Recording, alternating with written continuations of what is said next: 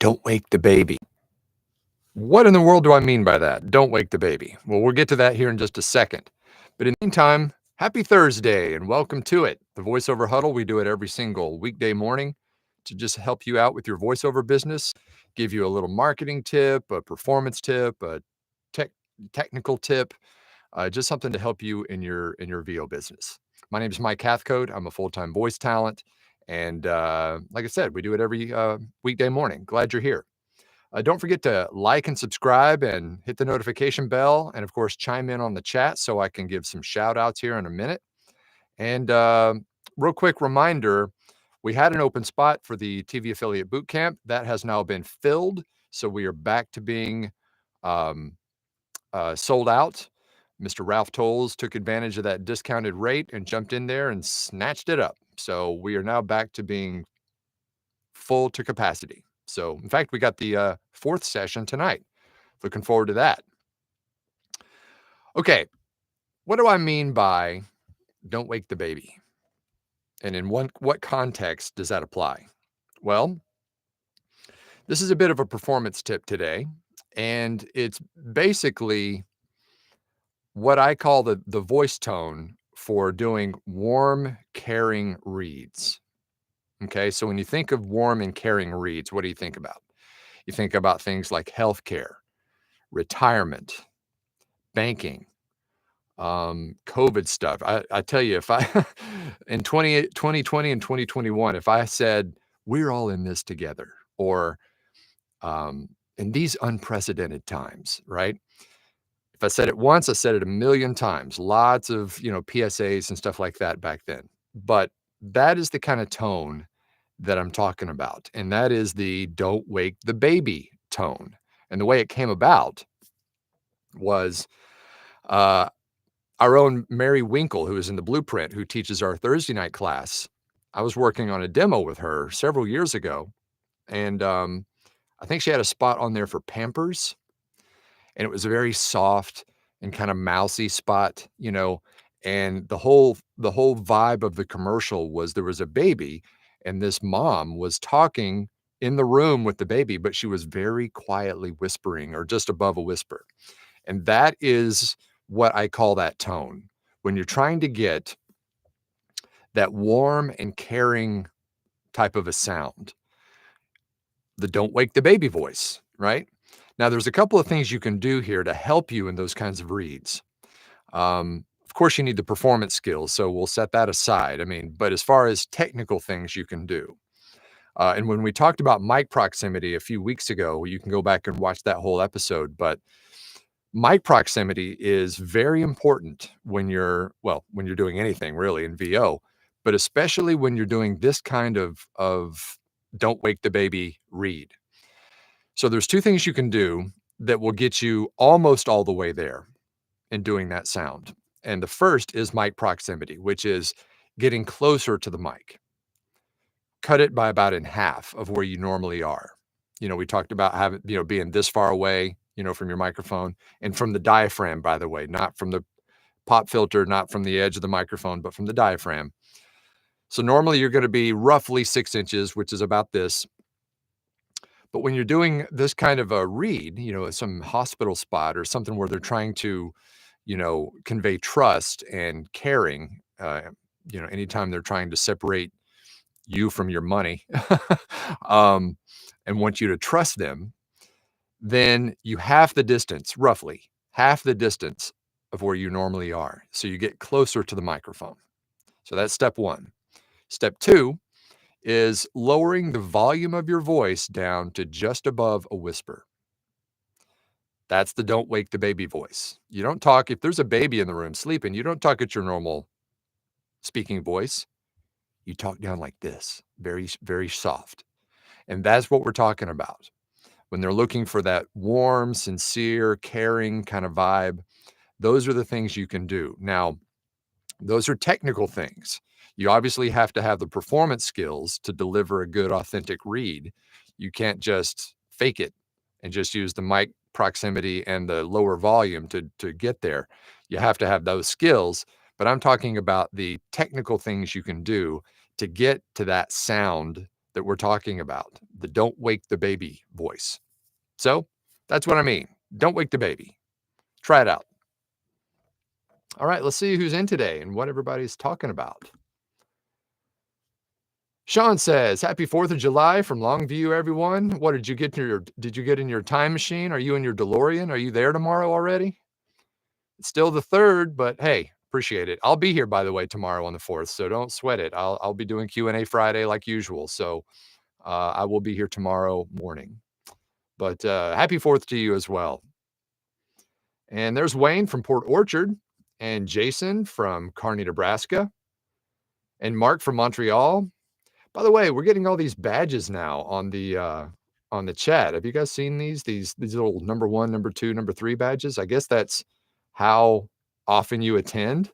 So are you a number 1 fan or a number 3 fan or whatever? So that's kind of neat. There's Mark from Montreal. I just said that. Terry from Fallston, Maryland. Don't poke the bear either. Yes. Also, sage advice, Terry. Thank you, sir. And there's Grady from Ithaca. Good to see you on here, Grady. And Ron from Grand Haven, Michigan. There's Nephi from Knoxville. Mike. Happy hump day from Knoxville. Hey, guess what? That was yesterday. Are you in your DeLorean too? So it's Thursday, July 3rd, 2025, 9:06 a.m. Pacific time. That's where we are right now. Hey, there's Ralph. Good morning, Mike, and everyone. Fresno, California. Ralph is the one who sucked up that open spot in the boot camp, so he'll be there tonight. And there's Nancy in Yankton, South Dakota. Good to see you. And Andrew, good morning from Latvia. Nephi says, "I've been off a day all week." Yep, it happens. Don't worry, man. It happens. When you live or when you work in such a solitary industry, because let's face it, you're not around a lot of people. If you're doing this full time, you're in your booth, solitary, right? So things can get a little hazy from time to time. So don't sweat it. Jason says, "What's up with the XP?" I don't know what you're referring to. XP? Need some more info on that. James says, "Good morning from Austin, Texas. Happy Thursday," and happy Thursday to you. There's Maria. Happy 4th of July. It's the 3rd. Am I just wrong here? It's the 3rd. It's the 3rd of July. But happy 4th of July to you as well. Hope to see you tomorrow. Sarah says, "Good morning from Kentucky." And there's JJ. So happy to be in the VO Blueprint. Thanks for all you do, and thanks to Kayla too. Yep, Kayla, I know we were working on your situation there, JJ. I was kind of keeping tabs on that. Yeah, Kayla rules. She is so good at what she does for us in the Blueprint. She does double duty. She does our Friday night webinars on Upwork, but she also handles all of our, customer support. And so if somebody has issues, gaining access to some training, or is their payment failed or something weird like that, Kayla is all over it, and she helps everybody get all straightened out. So big ups to Kayla right now. There's Alan from Philly. Good morning to you, Alan. And Lynette from Sparks, Nevada. Hey, John from Denver. Good to see you on here. Good morning. Sarah says, "Wondered what the badges indicated." Yeah, I think that's what it is. It's like, how often are you joining live? And I guess you get a number 1 or a number 2 or whatever if you come a lot. So, it is what it is. It's kind of cool to see that. Hey, good point. Andrew says, "Phil from Tokyo may be celebrating the 4th." That's true. It may already be the 4th there. I don't know. I could always look it up, but that's true. It could be already the 4th over there.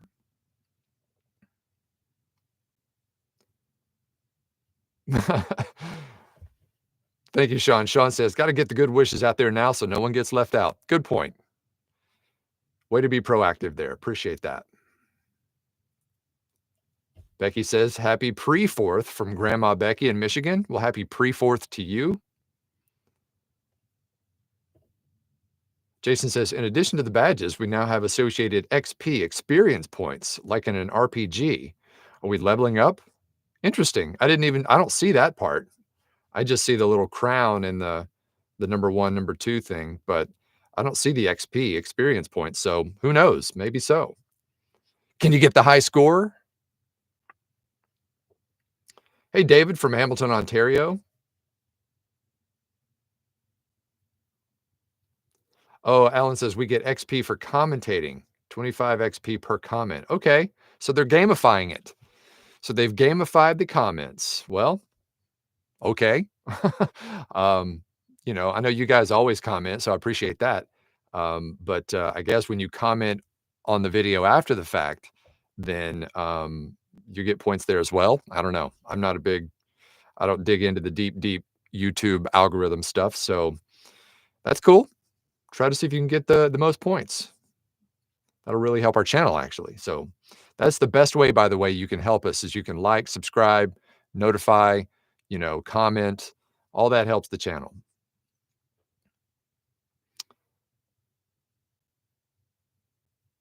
Oh, JJ says, you see XP if you click on the badges. Let me click on a badge and see.